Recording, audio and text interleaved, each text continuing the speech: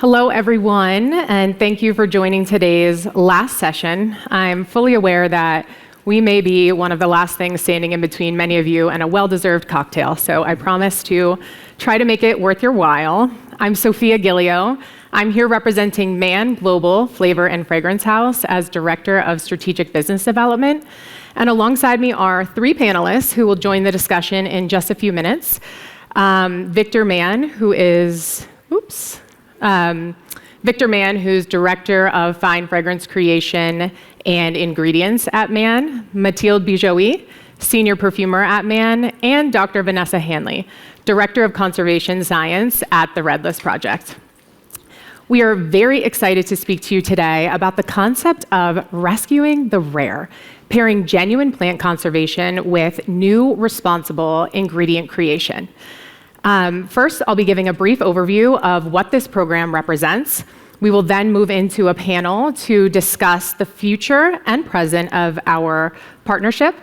And finally, we will actually be debuting for the first time ever today our two newest ingredients that came out of this partnership. So stay tuned to the end for an opportunity to smell and be the first people to discover these ingredients. So what is the challenge that drove us to seek a solution in the plant conservation space? The world's flora is under tremendous pressure, and as Jenna mentioned in her opening, close to half of all species are threatened with extinction. And despite the scale of this crisis, the amount of awareness and funding is still way below where it should be.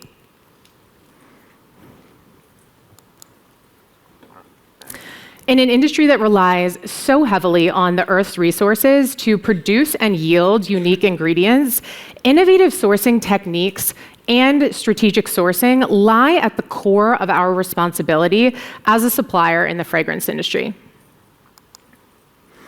To this end, MANE has partnered with the Red List Project, a nonprofit organization that was created to combat the global plant extinction crisis by targeting plants that are on the IUCN Red List, which is the International Authority for the Endangerment of Plants and Animals. The Red List Project is pioneering a brand new approach to plant conservation and is dedicated to preventing the extinction of the world's most critically endangered plant species. This partnership was built around the desire to facilitate genuine plant conservation while simultaneously bringing new and unique olfactive ingredients to our perfumer's palette.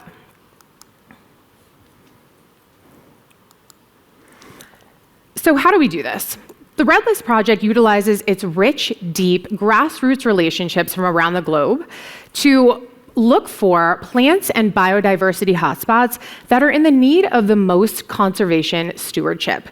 From there, they work with us at MANE to help to identify plants or habitats that have stunning olfactive profiles that will really bring something unique and new. If you think of this partnership, these are ingredients that we would not normally be able to access as a fragrance industry because they are critically endangered and not readily accessible for sourcing. So from there, MANE utilizes its proprietary, environmentally friendly jungle essence technology to extract the quintessence of each of these target plant species. And from there, we're able to analyze and reconstitute that yield using biodegradable materials from our palette. After that, once fragrances are created using these ID jungle essences, sales from proceeds of these fragrances directly impacts in-country conservation work. And just to explain for a second, an ID jungle essence, you can think of this somewhat as an ID card of what happens in nature, an ID card of what something smells like, even though it is a reconstitution. I mentioned on the previous slide this idea of biodiversity hotspots. So this map here, shaded in green, showcases the 36 unique biodiversity hotspots from around the globe. These are species-rich communities threatened by habitat loss, destruction, resource insufficiency, and rising extinction rates. So alarmingly, you can see that a lot of the Earth's surface is covered by these areas. The Red List project is taking action already in many of these hotspots, and our vision is to involve our industry as a whole to have greater impact on plant conservation. So far in our pilot program, we have completed the discovery and creation of 4 new ID jungle essences across 3 unique and surprising projects from Guam to Ecuador and Cuba. We have the Pacific Cycad, the Magnolia MANE+TRLP, and then 2 different ID jungle essences that came out of our Caribbean juniper project, focusing both on the wood and on the berries. Our first project is the Pacific Cycad, officially known scientifically as Cycas micronesica, which is an extraordinary plant found on Guam and neighboring Pacific islands. And although this plant resembles a palm, it's actually a cone-bearing plant that is more closely related to pine trees. And this plant has been on the Earth's surface since the dinosaurs roamed the Earth. But just in the past decade alone, due to pest pressure and poaching, cycads have become one of the most endangered plant species in the world. Despite the woody look of its cone, the olfactive profile of this is actually very fruity. There's a lactonic peach note, hints of green, even some coconut. So when using this material, it brings somewhat of a tutti fruity tropical impression to a fragrance, which is quite surprising given the fact that cycads as a group of plants normally have a quite unpleasant animalistic smell. Our partnership with Montgomery Botanical Center via the Red List project is helping us to assess the genetic distribution across some of these plants and ultimately to help replant in the wild. Our second partnership is focused on Magnolia MANE+TRLP, which is a flower that is found in towering trees in the cloud forest of the Choco region of Ecuador. It's magical and takes me back just even thinking about accessing this gorgeous and rare flower. Magnolia as a whole is a group of about 300 species, sadly many of which are also threatened with extinction. And Magnolia MANE+TRLP is what we call a keystone species in its habitat, meaning that it performs critical ecosystem functions such as anchoring the soil and regulating water relations, and thus has critical significance for the health of the cloud forest overall. Unlike a traditional magnolia essential oil, this Magnolia MANE+TRLP is creamier, more solar. It actually has somewhat of a gardenia impression. It's incredible. And you can see from the atmosphere shown in this video, there's this humid, green, wet nuance from the cloud forest in which it lives that actually comes through into the actual flower itself. Our partnership with MANE+TRLP Lodge and Reserve in Ecuador helps to facilitate local researchers researching magnolias, setting up communal nurseries, and ultimately accelerating reforestation in the region.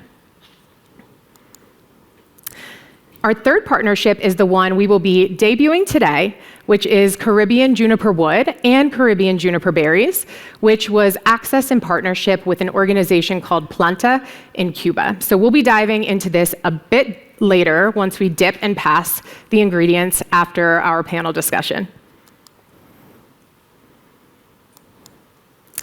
So now we will pivot to our panel to explore topics with 3 of the experts who helped to make this partnership possible, helped to facilitate it, and also to drive its success from getting it off the ground to where it's going now. So again, Victor Mann, Mathilde Bijoui, and Vanessa Hanley.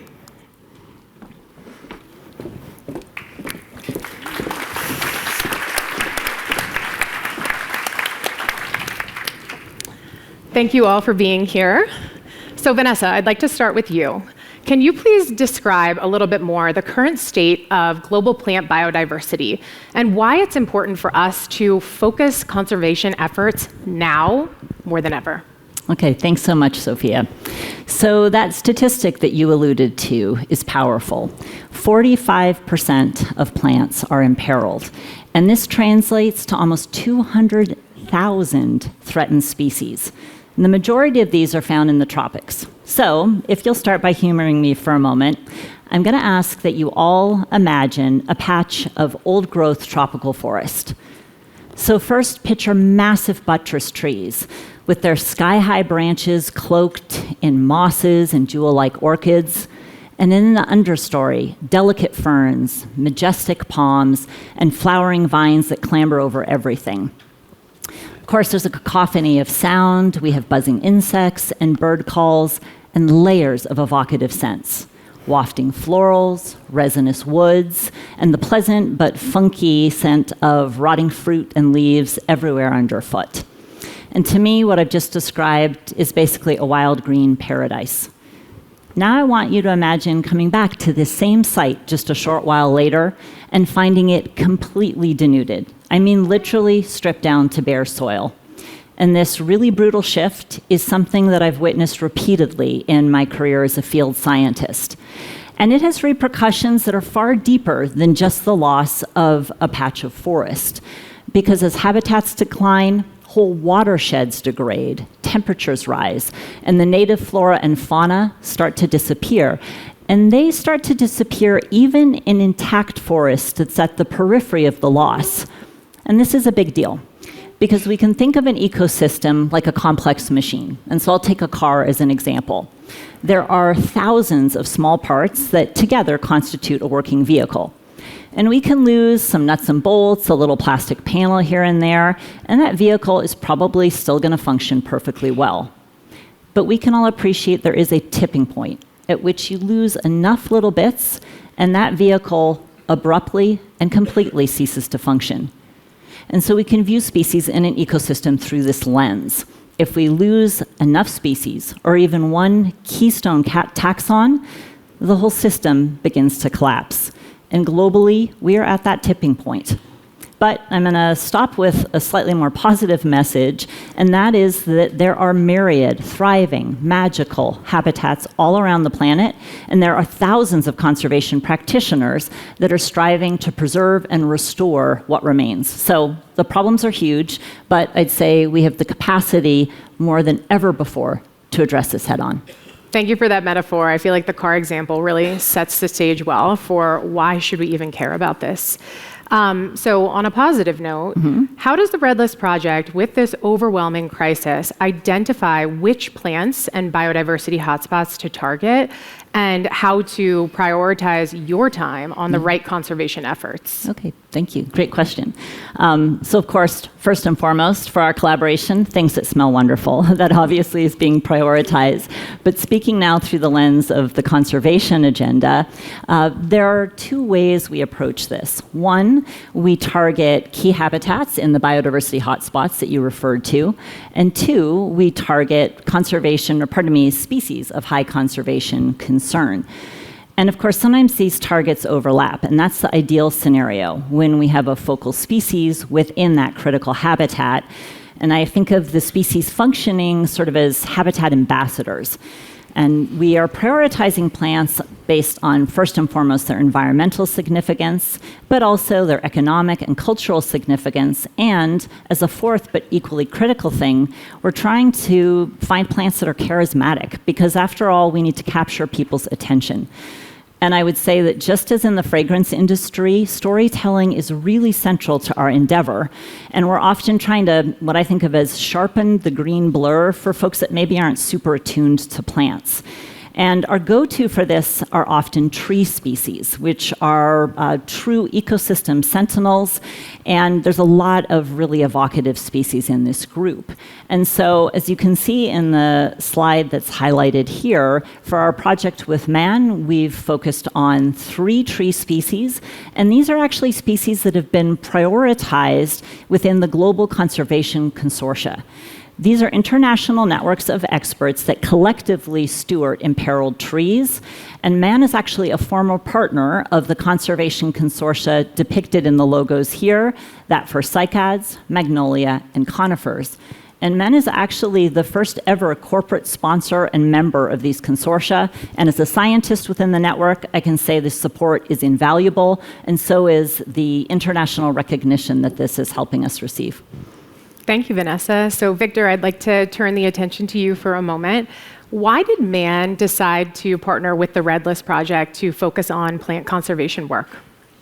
Excellent question. There's many good reasons to embark in this adventure with the Red List. The first one being awareness. So as you introduced and Vanessa, as you elaborated, our planet is under threat, and how could we as a company play a role, whatever brick in the wall, whatever contribution, big or small, can we play? This really resonates with our ethos at MANE and our commitment to sustainability, to leave the planet in a better state than the one we found it in. The second one is sustainability. So despite our business model being resource consuming, right, we need natural raw materials to make natural extracts, to make fragrances. How can we continue to do that in a responsible way, to manage our resources responsibly, and at the same time protect fragile ecosystems? And finally, and most importantly, for perfumers, it's creativity, right? We're having a new species that were never smelled before, that have a unique scent profile. And once you have a new ingredient, you have creativity and you bring newness to the market. Thank you for that. So, in your opinion, what are the long-term benefits of investing in plant conservation, not only for man, but for the industry as a whole? Okay, so I'm going to use another metaphor, and maybe a lot of you have already heard me use it. Imagine a pianist who has all these keys on the keyboard, and suddenly you ask him to stop playing with this key and that key. It's the same thing with the perfumers, right? If you tell them all of a sudden, stop using this, stop using that, they're probably not very happy. And why am I telling you this? Again, our business model is resource consuming. We rely on suppliers, farmers, and growers to year after year, crop after crop, to deliver natural raw materials so that we can make extracts and fragrances. The day that an ingredient disappears for whatever reason, well, we're getting close to that tipping point that Vanessa was alluding to. And on the contrary, we should be taking the opposite direction. So that's one motivation. Another motivation is to engage with these local communities that live in these biodiversity hotspots. I think humans, we all think we know everything, we've discovered everything, but there's still things to be discovered. And there are new species to smell, to discover, and to bring to the perfumer's palette to fuel creativity. Great. So speaking of this creativity, could you and Mathilde please describe a little bit further the process of reconstituting these ID jungle essences? Okay. You already did a very good job up there, but I'm going to go again. So what we do is, okay, first and foremost, it's identifying the species of interest, the species that has a unique and novel olfactive profile. And what we do is then go on site with our nomadic jungle essence. So it's something that looks like that. As you see, it's very portable. There's a little tube inside where we load the plant flower of interest. And then with a special gas right here that has special extractive properties that's really good at capturing the aromatic compounds of what we're trying to study, we end up making an extraction and having an extract that can be analyzed. And with this analysis, we get a fingerprint, the molecular buildup of the species of interest, and then our perfumers work their magic. And then, yeah, we start from this analysis that gives us a lot of information, but of course all the molecular in this analysis are not available on our palette, in the perfumery palette, so that's where we need to find some equivalent to kind of, replace it. So it's always being in this effort of being really close to the nature, and we really need our olfactive memory to have that. And a lot of perfumers all around the world work on this project, first from Brazil, from Mexico, from Colombia, from USA, from France. In my case, I was part of the Pacific Cycat, the first on the picture, with Gérald Elena and Serge Majolier. And trust me, it was really helpful to have 6 nostrils smelling this cone, because trust me, when we have to reconstitute back in our lab, in our offices, it's really important we all have, this one, as Sophia said, it was like a very fruity, almost tutti frutti smelling that we would never have imagined. So yeah, to be a team is really, it's always interesting, and in specific project is even more interesting, because I have another example.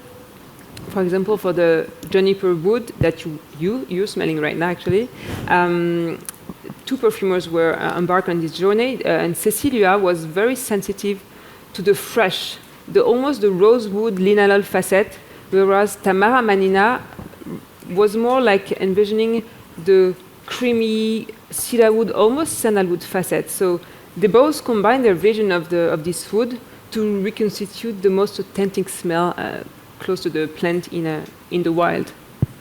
Thank you. It's amazing to hear the creative aspect, my personal favorite of the program. So in reconstituting these ID jungle essences, have you or any of the global perfumers faced any challenges along the way? Yeah, we had a few challenges. So I think the first challenge was to bring this rare plant to life in front of your computer. As I said, like back to your office, not in the wild anymore. So again, that's why the olfactive memory is really important. And another just story is like for the MANE+TRLP, and I think you talked about it just before, Lisa Montes and Cécile Muller told me that the humidity, the smell of the forest actually, of this, as you saw in the picture, is very like, so cloudy, so humid, really infused an aquatic, a wetty smell to the MANE+TRLP. And I think that's in every case, it's always important when you think about this plant to remember the smell of the whole habitat. And second challenge was to have a very good green footprint of this ID jungle essence, because the whole sense of the project is to being green, being eco-responsible. So we only used biodegradable raw material. Then we really have a high carbon renewable score, and also a good green motion score, which is our tool to measure the greenness of our fragrance. Thank you. So in your opinion, what role does fragrance storytelling play in involving consumers in plant conservation and raising awareness for this cause? Well, I think that first, the world talks more about the animal endangered plant life, I would say, the endangered animal life than the plant life. And I really think that our industry has a role to play to work on this conservation plant life. And sustainability is the most, I think, I would say, the most common word used for a few years now. And for me, this partnership takes sustainability to the next level. First, you don't have to harvest the plant, so we don't take the plant out of the wild. And second, the future profit generated by the sale of a fragrance containing an ID jungle essence will go directly to the partner, to the in-country partner, to be able to continue this work of conservation. I think you made a really great point there regarding never having to commercially harvest from the wild. And that's one of the most unique things about this partnership and about our Jungle Essence technology. It allows us to go in situ and extract these plants without harming them in their natural environment. So no, that's great, and thank you. So Vanessa, let's go back to you for a moment. Are you able to share any recent success metrics over time that you've experienced with the Red List Project's current conservation programs? Thanks, Sophia. So we have actually lots of granular success stories focused on individual species and sites, but what I'd like to emphasize right now is what I see as the most important success, and that is turning the spotlight onto the grassroots organizations that are working day in, day out to halt biodiversity loss and with whom we partner. And more importantly, helping them secure funding that sustains their critical work, such as via the models that you were just touching on, Mathilde. So you mentioned this grassroots organization and community base through some of your answers. Can you reflect a little bit on why they are so critical to the success of the conservation programs? Okay, a really important topic. So the traditional model for conservation was basically an exclusionary model. And this was based on the premise that to preserve places, plants, resources, we needed to keep people out, or at least preclude extractive practices. And in some contexts, this model holds, but the issue is that it ignores the needs and the rights of local communities, indigenous people, regional economies. And overall, what this points us to is that we need much more inclusive models for conservation. And I'm actually going to harken back to the earlier session this afternoon focused on natural sourcing. That also is a place where we need more inclusive models and we need more stakeholder voices taken into account. And this is very much the case in my world or my industry. And at TRLP, we have a lot of experience in creating projects from the ground up that are community-based and integrate those fully into the actual conservation actions. But our preference, going back to the grassroots organizations, is actually to engage with existing in-country partners who are community-based at their core. So we approach it from both ways. And this is my favorite topic, and I'm going to stop now, but I'd love to talk more with folks about this afterwards if you're interested. If you're with Vanessa and I over dinner, I won't shut up about the ingredients, and she won't shut up about the conservation. But so we do it works. like each other. We do. Yes. Victor, I'll end with a last question to you. So how does MANE ensure that sales from the fragrances that contain ID jungle essences directly impact the in-country conservation work? Excellent question. So let's see. Really, for the dawn of time, since the dawn of time, have humans used nature as an inspiration. But seldom has been the case where everyone in the chain has a redistribution of wealth. And this is what we're trying to do with this project. That's what makes it unique and authentic and genuine. So first and foremost, what we do is it starts with an initial grant fund to the local conservation partner, as Mathilde explained. And this is really to basically set up the necessary infrastructure to start the protection of the endangered species in question.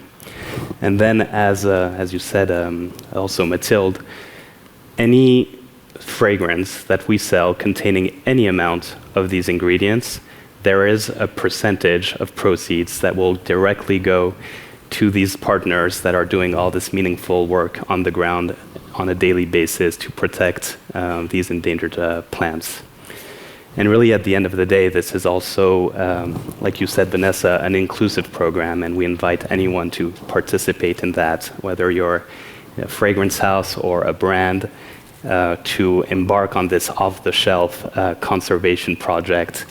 I really hope it made sense, that it resonated with you, and I really believe, in a little bit of a biased way, that it does resonate with end consumers, and really our part to play in helping educate consumers to make the right choices.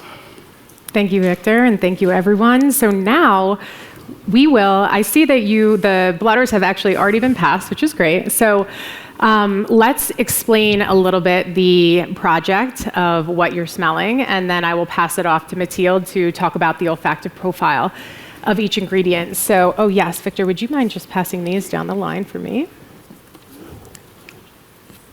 Here you go. Yeah, I'll do it. Here's the wood. Okay. So the video that's playing in the background is footage that was taken this year in Cuba, where we had the privilege to go to access this Caribbean juniper.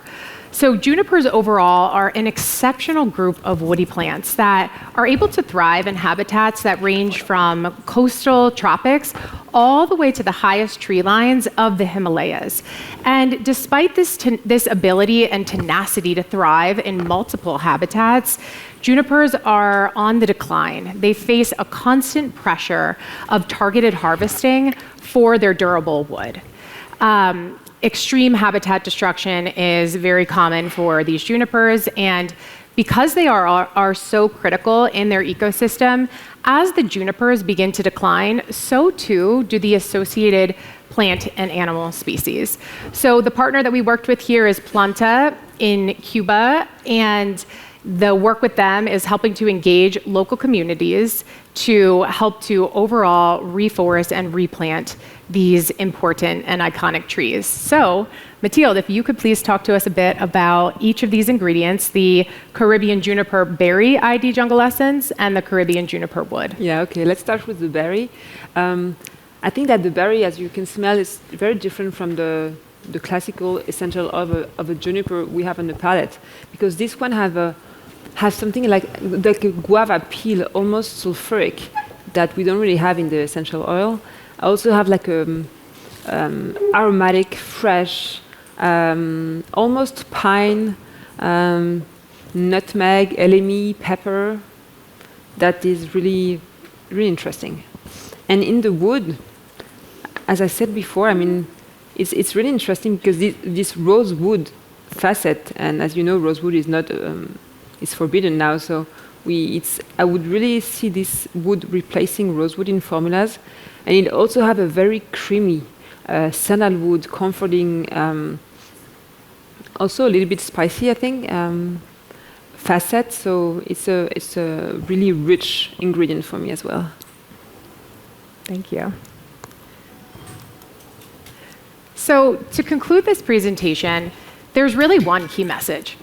This is only just the beginning. We really hope to expand our creative and conservation work worldwide, and we invite brand partners to join us on this journey for the ability to claim and contribute your commitment in the plant conservation space. We invite anyone that's interested in discussing further to visit our booth or to email ingredients@man.com to schedule a private smelling session with us to smell the Pacific Cycad and the Magnolia Mashpee, and to also talk about partnership opportunities in the future. So I do believe we're out of time, but if there are any questions, maybe we could take one or two. Are there any questions today?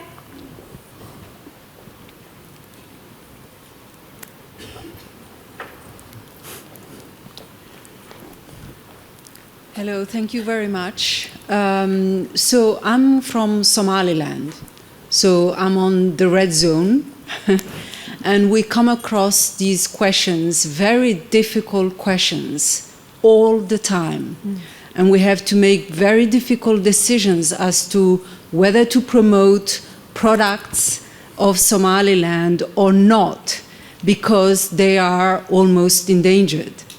Now, how you have these products on the market now, how do you make sure there's not too much of it being used? And very often we also come across the issue of the local communities not necessarily wanting their products to go into cultivation because we have said that there is so little of it in the wild. They don't want us to be starting to cultivate the products. How do you deal with these questions? It's a great question, and if everybody's okay, I'll take the first stab at it. So essentially, what's unique about this partnership is that we are not actually harvesting anything. The plants and habitats remain pretty much untouched. What we do is we go in one time and take one sample to be able to perform the jungle essence that Victor described a bit earlier. And what we use and what's scalable from the project is actually a reconstitution, utilizing materials that are already on a perfumer's palette. So when we analyze gas chromatographically and reconstitute using materials that we have that are able to scale, we do not harm the plant in its natural habitat. And thus, as the conservation grant, which is given upfront, and the sales, portion of sales for fragrances that are commercialized, it goes solely to the conservation work. And again, nothing is touched in its natural habitat aside from that one first initial sample. Does anybody have anything to add to that? Well, I was just going to say, with respect to cultivation, at least for the projects that we've prioritized within this collaboration, these are species that, for one reason or another, are becoming so rare in habitat that they are not sustainable as populations any longer. And so actually cultivating and reintroducing these species is a central piece of most of the projects. But that is all done with community organizations that are cultivating the plants or integrating them either into existing habitat or into restoration, reforestation sites. So the cultivation piece is actually a really critical component on my side, which is the conservation side. But to underscore Sophia's comments, there's never any intention that the plants would then be used for commercial harvest. And it actually, it wouldn't be practical, say, for Magnolia Mashpee or Pacific Cycad, because the flowering and the coning events are so stochastic, they would never work as a cultivated crop for harvest, I'd say. But it's a great question, and it's an interesting topic that I have other projects that it really resonates with, so I'd love to chat more afterwards. Yeah, I mean, in that case, we have treasure loads in Somaliland. Then I'd definitely like to talk. Let's talk. Thank you all. Thank you.